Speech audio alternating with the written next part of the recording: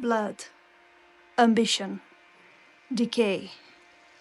These are the words that define Mohg, the Lord of Blood, the romantic anti-hero who became the king of a beautiful yet decaying mausoleum, drenched in blood. In this episode, we'll continue our journey through the eldenringlore by diving deep into Mohg's lore, but we'll do so through Gothic literature, mythology, and romantic art, because Mohg is not just a villain, he's a Gothic figure, sublime, monstrous, and doomed. Let us begin.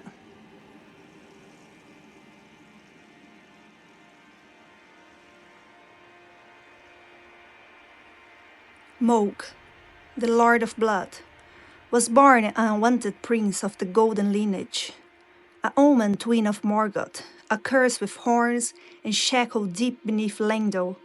Unlike his brother, Mohg embraced the very filth Marika condemned. Mohg and Morgoth are twin brothers, and their great runes are naturally similar. But Mohg's rune is soaked in accursed blood, from his devout love for the wretched mire that he was born into far below the earth. In our previous video on the subterranean shunning grounds, we explored the omen curse and the stigma faced by these outcasts, abandoned by the faith of the Earth Tree. Mohg did not accept this fate. In his underground prison, he made contact with the Formless Mother, an outer god associated with blood. What little we know of the outer gods suggests that they are cosmic entities with agendas of their own.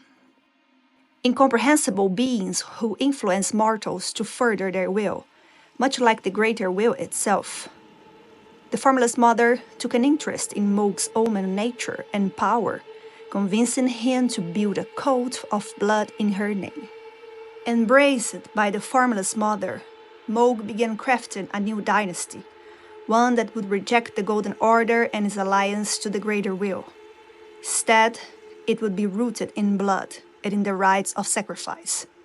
When Queen Marika shattered the Elder Ring and war engulfed the lands between, Mohg seized his chance to escape confinement and claim a great rule for himself. He fled far from the Earth Tree's grace and carved out a secret domain not in the sewers of Lendil, but in the ruins of the Nox civilization, beneath the stars of the Sirofa River. In the lightless depths lies the grave of an ancient civilization. It is here Mohg, the Lord of Blood, is building his palace, to be the seat of his coming dynasty named Mohgwyn, and whatever nightmares that may bring. His dynasty requires followers, and, of course, a consort to perpetuate his profane religion. Mohg's devoted followers were recruited from those delusioned with the Golden Order, men and women lured by the promise of power through sanguine sacraments. Thus emerged the sanguine nobles, civil enforcers and assassins who kill in the name of gospel of accursed blood. Blood priests who perform ritual human sacrifices, the Bloodfingers, tarnished warriors who abandon grace to follow Mohg. After all, the words of the two fingers cannot be trusted. Truly, naughty but rambling, senile delusions. I believe that when the Elder Ring was shattered, the two fingers were corrupted, their guidance skewed. Even worse, the fingers harbor no love for our kind. Interestingly, to become part of Mohg's future dynasty, the Tarnished must possess the blood of a maiden, a requirement that leads some players to commit ritual sacrifice of a maiden. Mohg also abducted war surgeons, battlefield medics whose job was to aid friend or foe alike by dealing a final deadly thrust to spare them from the prolonged agony of a mortal wound. The war surgeons' connections to blood led Mohg to abduct them, hoping to harness their mastery to the point of injecting his blood into his followers. However, the war surgeons failed, all except for Varé, who became one of Mohg's recruiters, promising power and the love of his lord. Finally, the Pure Blood Knights, Mohg's elite military force. Their commander is Sir Ansbach, whom we met in the Land of Shadow. Until then, players knew little about Mohg's charisma, but through Ansbach, we begin to understand the reverence his followers held. You must be the Tarnished. I am Ansbach, formerly in service to Lord Mohg, but now, like you, another soul guided by kindly Mikola. I'm hardly the steady hand I once was. My fighting days are far behind me, which is why I have chosen to dedicate myself to investigation, to discern tender Mikola's ultimate purpose. I'd rather not volunteer service to a new master unless I know that I can be of use. Ansbach earned a fearsome reputation. Needle Knight Leda tells us he accomplished a nearly impossible feat, wounding Mikola with his blood blade. Yet he was respected, even by his enemies. Redmane Freya, a warrior loyal to Radan, says, "Give my regards to Honorable Ansbach. Tell him, if we should meet in battle, to face your bow would be fine enough, but to face your blade would be an honor." A final note about Mohg's subjects. The player encounters red albinarics wandering both around the Rose Church, a place already marked by the presence of the Formless Mother, and in the surroundings of Mohgwyn's palace. Everything suggests that these creatures felt embraced by Mohg, as they were seen as outcasts, aberrations, by the Golden Order. Indeed, Mohg's followers greeted him with messianic devotion, something only possible if he inspired genuine loyalty. The Pure Blood Knight's medal, given by Varé, tells the player that patience is needed, for Mohg is slumbering beside his consort, awaiting the dawn of a new age, the age of blood exultation. Used to be granted audience with Mohg, only it is not yet time, for Mohg yet slumbers beside the divinity. Be patient, the new dynasty is nigh. But how did such a terrifying figure inspire so many, including the noble Ansbach? Was Mohg a tyrant or a tragic rebel? To explore this further, I will step into the literary realm of Byronic hero, a figure defined by ambition, hubris, and doomed passion.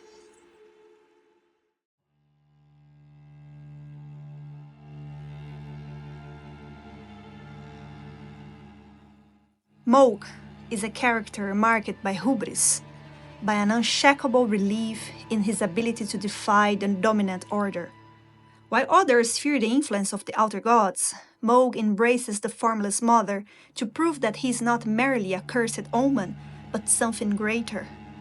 Curiously, Mohg mirrors the archetype of the Byronic hero, as shaped in the poetry of Lord Byron: proud, cynical, defiant, moody, charismatic, and ultimately isolated.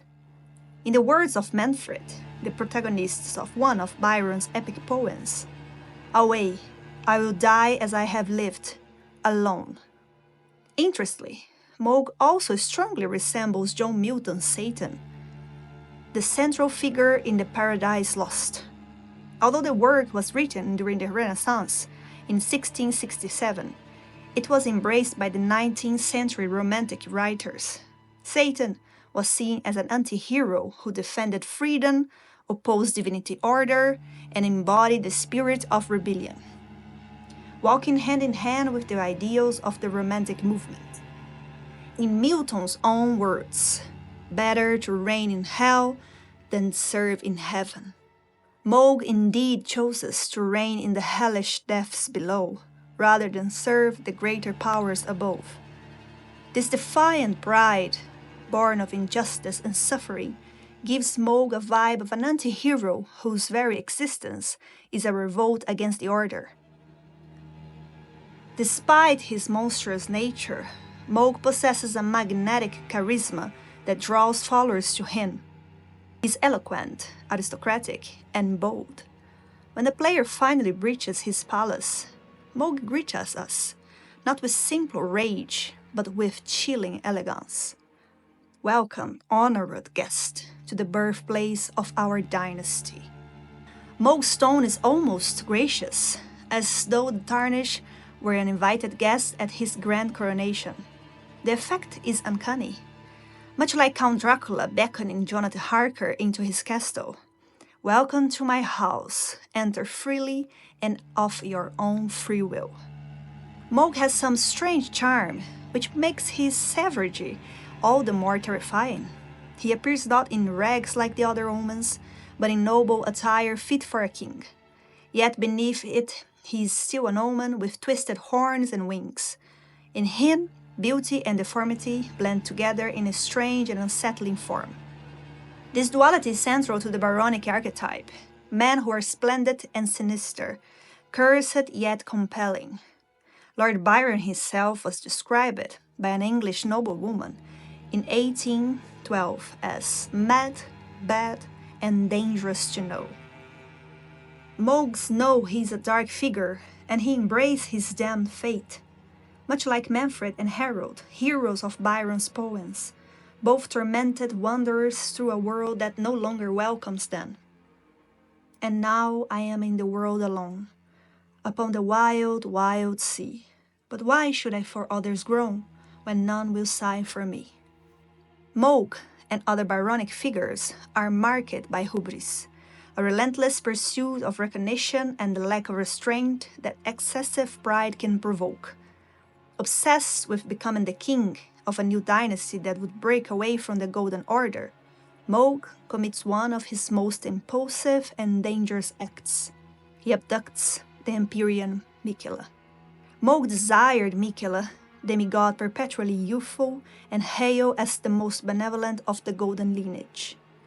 He would be the ideal consort, the easiest to abduct, since Miquella was slumbering in his cocoon while Malenia was engaged in battle against Radahn.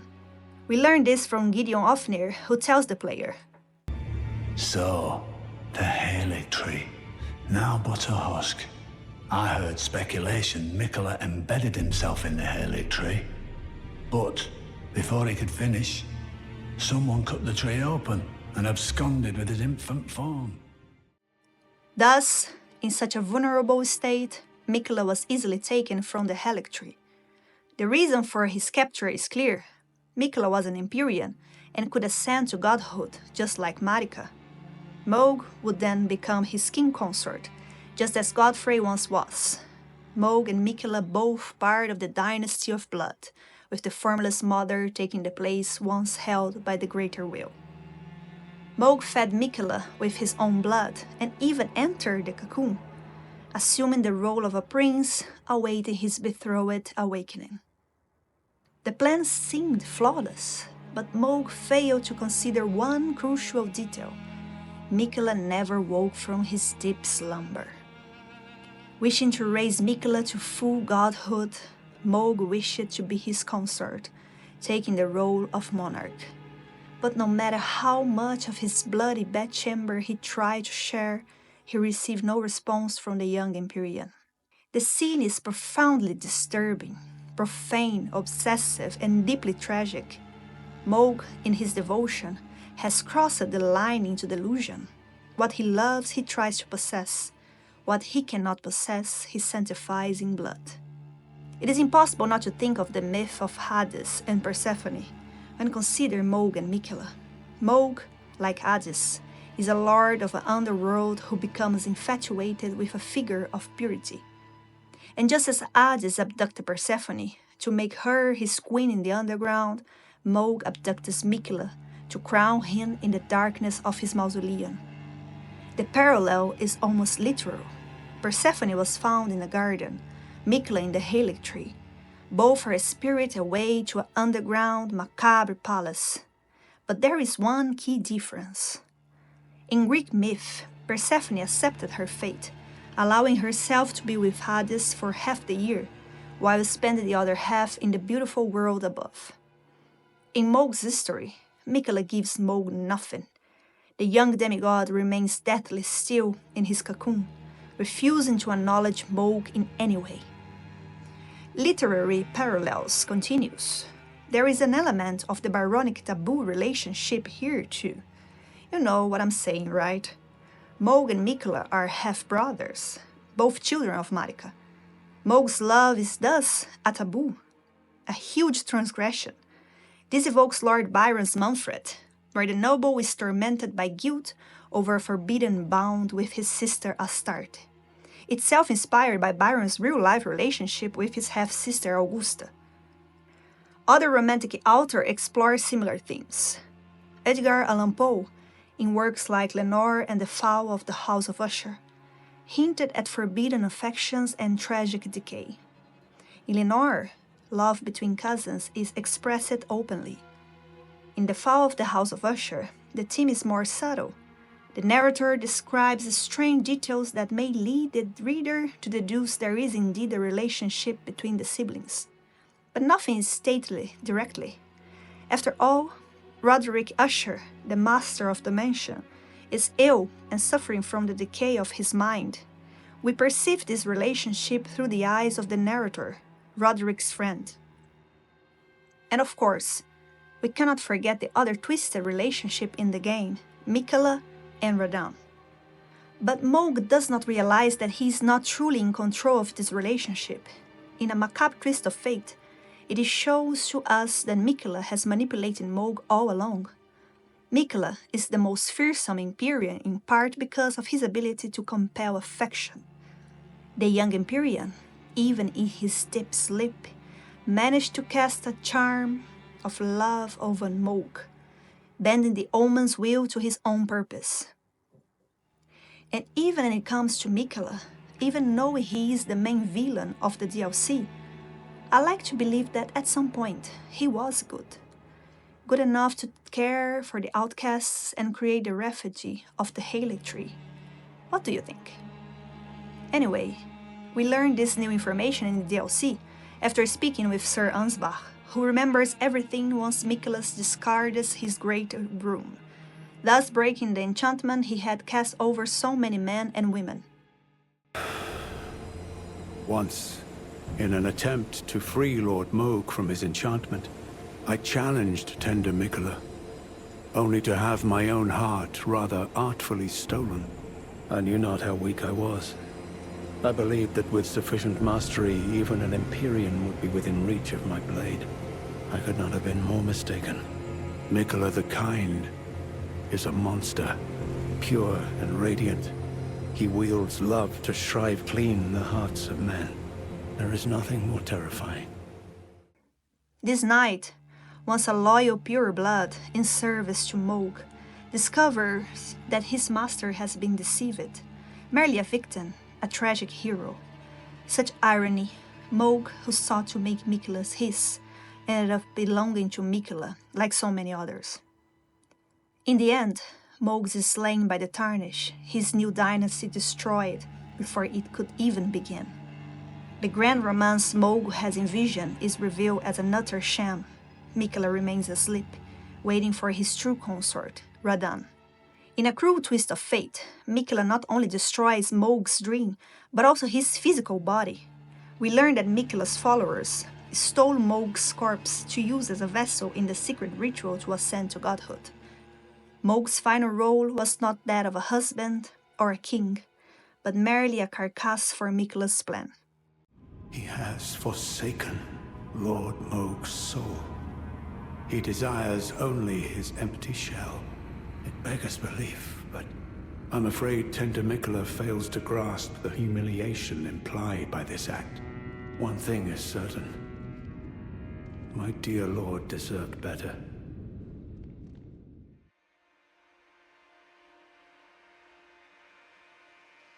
Mohg's history unfolds in one of the most haunting locations in the lands between.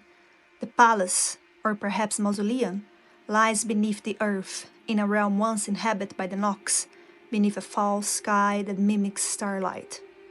Mohgwyn's palace is a place of haunting beauty, drenched in blood and darkness. There are two ways to reach it: through the gateway teleporter in the consecrated snowfield. An interesting detail, since this area also leads to the Haligtree, which makes the player wonder if this was the path Mohg used to abduct Miquella without being discovered. The other way is by using the pure blood knight's medal given by White Mask Vahé.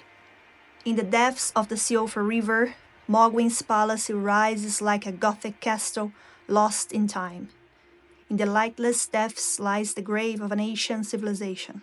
It is here Mohg, the Lord of Blood, is building his palace to be the seat of his coming dynasty named Mohgwyn, and whatever nightmares that may bring. Even the map description sounds like a passage torn from a Gothic novel. Mohg chooses the grave of an ancient dynasty as the foundation for his new one, literally raising his throne in a place abandoned by the divine. The palace is filled with the sublime atmosphere beloved in Gothic literature, simultaneously majestic and morbid, beautiful and grotesque. Throughout the area, a strange and unnatural landscapes can be seen. A lake of blood stretches across the grounds, inhabited by albinarics, apparitions, and corpses. This immediately establishes Mohgwyn as a land of death. The swarm of flies incantation states, "The new palace of the Lord of Blood lies in a swamp of festering blood, and these flies are said to spawn from excrement in that land." And yet, the scene has a macabre beauty. The pale ruins, remnants of that ancient civilization, are elegant in design. Arches and facade evokes romantic paintings of abbey ruins beneath moonlight and the crumbling splendor of empires long dead. The aesthetic is decay elevated to art. The Mohgwyn's dynasty mausoleum stands atop a sheer precipice, carved directly into the rock. The architecture is strikingly classical, a great pillared facade like a Greco-Roman temple or a mausoleum. Ivory white stone walls are stained crimson in places, as if the rock itself bleeds. The interior of Mohgwyn's palace completes the Gothic art. The player ascends the staircase guarded by statues of long-dead royalty. This is no court, it is more like a tomb for a dynasty that never lived. At the top of the altar, in the very heart of the palace, lies Mikla's cocoon and Mohg, a dark king. The imagery evokes countless Gothic scenes. One might think of Dracula's castle, with his chapel transformed into a vampire's lair. What lends Mohgwyn its haunting power as a Gothic settling is how it reflects the inner turmoil of its creator. The palace is essentially Mohg's psyche turned into stone. The contrast between the beautiful classical design and the horrific gore mirrors Mohg's own duality, noble aspirations versus vile deeds. In this way, Mohgwyn's palace is as much as a character in the story as Mohg or Miquella. It is the castle of blood. Just as Castle Dracula sat atop a cliff, beset by wolves, dark secrets, and macabre rituals, so too does Mohgwyn's palace rise above monsters and blood. And yet, for all its horror, there is a solemn grandeur to Mohgwyn's palace that cannot be denied. We turn our gaze to Mohgwyn's palace as a Gothic monument, Mohg's mausoleum of ambition, a castle of blood, and a symbol of beauty in decay. This is exactly the essence of the romantic Gothic aesthetic, finding the sublime in decay. Mohgwyn's palace, in the end, is as beautiful ruin of an empire that never was. As Percy Shelley wrote in 1818 in Ozymandias, "My name is Ozymandias, King of Kings. Look on my work, ye mighty and despair. No thing beside remains, round the decay of that colossal wreck, boundless and bare, the lone and level sands stretch far away." If Shelley's verse warns of the inevitable fall of rulers consumed by hubris, then so too does Mohg's fate. The promised dawn of a dynasty never came. What remains is a palace of ruins, surrounded by blood and death. Mohg's legacy is carved in blood, a palace without people, a dynasty without a crown, consort without love and consummation. But what remains of his dream is hauntingly beautiful. a Gothic mausoleum with a king that ruled alone. Like so many great tragic figures, Mohg fell not from weakness, but from too much desire. The new dynasty is nigh, but it never came. Thanks so much for watching. Don't forget to leave a like and subscribe for more lore in video game. Until next time, bye!